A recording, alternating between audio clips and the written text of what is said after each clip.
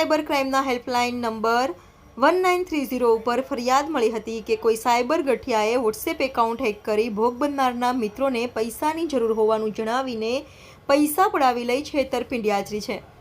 અન્વયે state cyber crime police station ખાતે ગુનો દાખલ કરી બેંક એકાઉન્ટ તથા મોબાઈલ નંબરની વિગતો મેળવી સ્ટેટ સાયબર ક્રાઇમ સેલની ટીમે એનાલિસિસ કરી મધ્યપ્રદેશના અનૂપપુર જિલ્લાના બદ્રા ગામનું લોકેશન આવતા સાયબર પોલીસની ટીમે સ્થાનિક પોલીસની મદદ લઈને વોચ ગોઠવી આપી પ્રભાતકુમાર છોટેલાલ ગુપ્તા રહે વોર્ડ નંબર 3 બદ્રા કેવત મોહલ્લા બદ્રા કોલોની કોટમાં તાલુકો જિલ્લો અનૂપપુર મધ્યપ્રદેશની અટકાયત કરી હતી।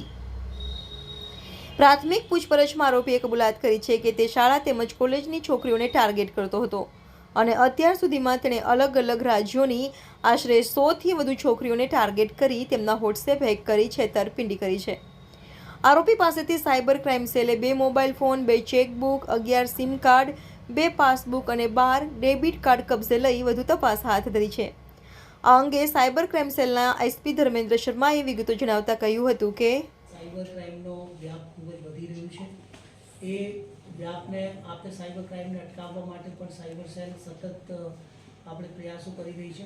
એ પ્રયાસમાં અમે છેલ્લા થોડા દિવસ પહેલાં એક ગુનો દાખલ કર્યું જેમાં એક બહેનના વોટ્સએપ હેક કરીને અને એ જે વોટ્સએપના હેક કરીને એમને પાસેથી જેટલા મિત્રો હતા અને એમને પાસેથી પૈસા માંગવામાં આવતા હતા।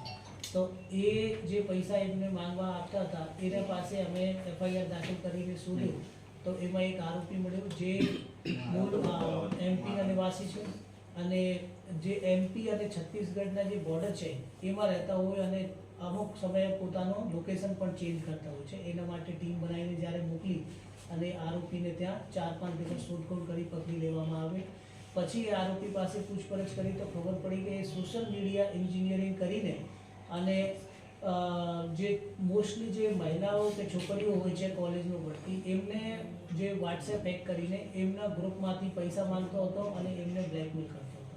તો આ સંજય જાની, अपना मिजाज न्यूज़, गांधीनगर।